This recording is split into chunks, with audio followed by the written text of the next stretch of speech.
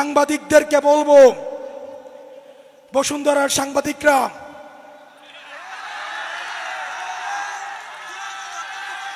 বসুন্ধরার সাংবাদিক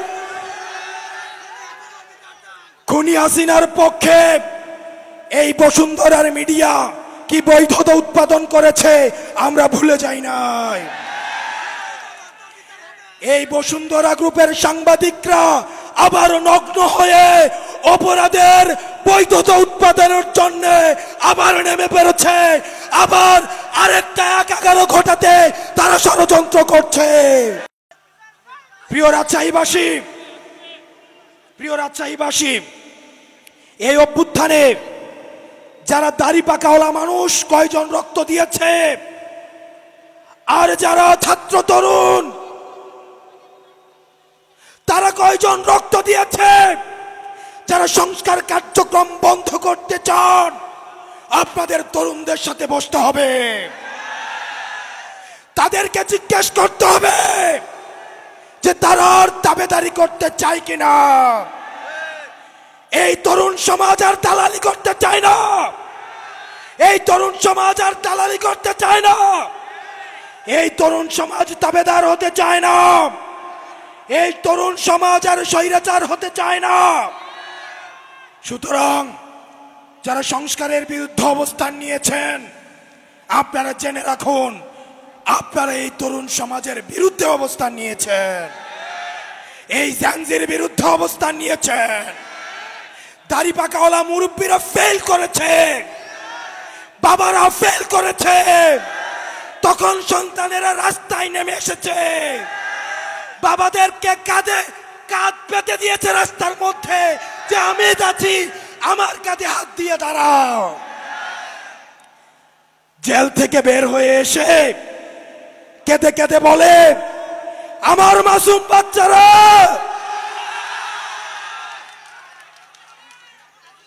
আমরা কি জানি না গত 16 বছর আপনাদের ব্যাংক কেমনে ছিল,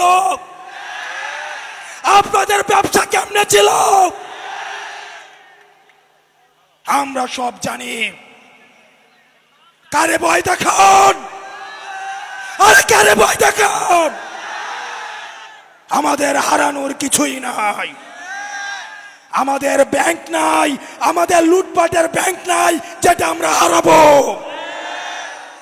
আমাদের শুধু আছে ভালোবাসা মানুষের, আমরা সেটার জন্য রাস্তায় এসে আবার আমরা জীবন দিব। ডিসিএসপিদের বলছি, আপনারা যে ভালো ব্যবহার করছেন আমরা জানি, আপনারা চিপায় পড়ে আমাদের সাথে ভালো ব্যবহার করছেন।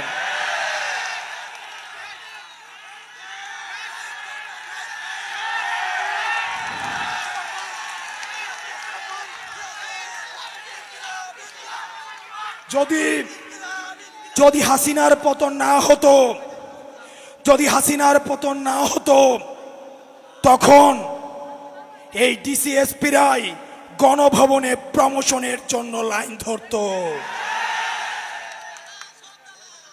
আমরা সাংবাদিকদেরকে দেখছি, আমরা সাংবাদিকদের উপরে নজর রাখছি।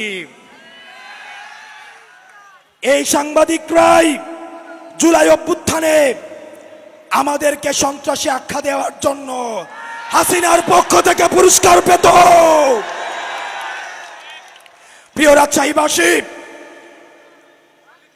বাংলার আকাশে দুর্যোগের ঘনঘটা দেখা দিচ্ছে, আপনাদেরকে সতর্ক থাকতে হবে।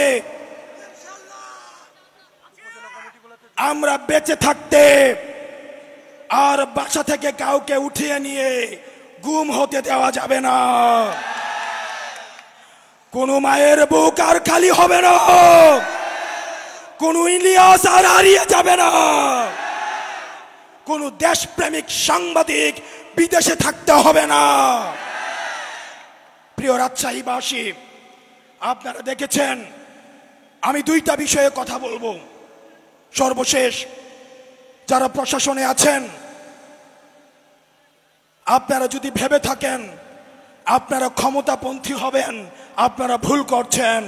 ক্ষমতা ক্ষমতা আপনারা ভুলে যাবেন না যারা 16 বছরের ডিসিএসপিদের কি পরিণতি হয়েছে আপনারা ভুলে যাবেন না।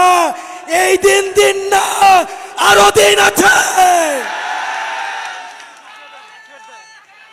আমরা আপনাদেরকে বলবো না আপনারা এনসিপি পন্থী হন, আওয়ামী লীগ পন্থী হওয়া, রাজনীতিপন্থী হওয়ার কি পরিণতি আপনারা দেখেছেন।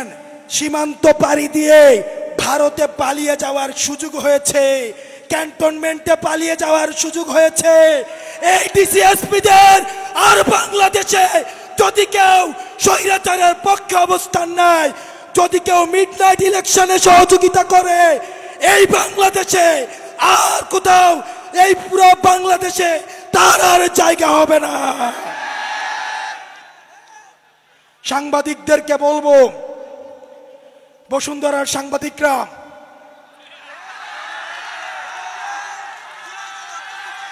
বসুন্ধরার সাংবাদিক খুনি হাসিনার পক্ষে এই বসুন্ধরার মিডিয়া কি বৈধতা উৎপাদন করেছে আমরা ভুলে যাই নাই।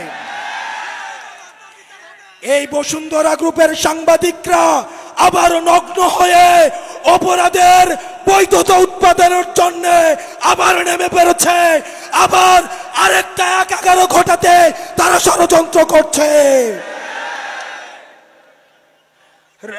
রাষ্ট্রের এজেন্সিরা যারা রয়েছেন, বাংলাদেশের যারা গোয়েন্দা সংস্থা আছেন, তারা জানে না বিদেশে বাংলাদেশের বিরুদ্ধে কি ষড়যন্ত্র হয়। তারা জানে না বাংলাদেশের সার্বভৌমত্ব ঝুঁকিতে ফেলার জন্য কি ষড়যন্ত্র হয়। তারা যেটা করে, তারা ক্যান্টনমেন্টে বসে বসে রাজনৈতিক দল খোলে। তারা এই দলের বিরুদ্ধে আরেকটা দলকে লাগিয়ে দেয়, তারা এক নেতার বিরুদ্ধে আরেক নেতাকে লাগিয়ে দেয়। আপনারা বাংলাদেশের গোয়েন্দা সংস্থা, আমরা আপনাদেরকেও দেখছি। আপনারা এখানে যারা রয়েছেন, সংস্কার না হওয়া পর্যন্ত আমরা ক্ষমতার জন্য আন্দোলন করি নাই। এই প্রজন্ম ব্যাট হাতে যেই ছেলেটা এসছে, সন্তানকে নিয়ে যেই মাটা এখানে এসছে, যেই ছেলেটা প্রাইভেট থেকে খাতা কলম নিয়ে এই স্লোগানে এসছে, তারা ক্ষমতার জন্য রাজপথে নামে না। সুতরাং সংস্কার ছাড়া, বিচার ছাড়া যদি পথ পরিবর্তনের কোন চেষ্টা করা হয়, আমাদের বুকের উপর দিয়ে গুলি চালিয়ে যেতে হবে। আমরা নির্বাচন চাই, অবশ্যই চাই, তবে সেটা সংস্কার সহ, জুলাই ঘোষণাপত্র সহ। আপনারা সবাই ভালো থাকবেন। আবার দুর্যোগের ঘনঘটা দেখা যাচ্ছে, সেটার জন্য আপনারা প্রস্তুতি রাখুন। ইনকিলাব, ইনকিলাব, ইনকিলাব, ইনকিলাব। আসসালামু আলাইকুম ওয়া রাহমাতুল্লাহ।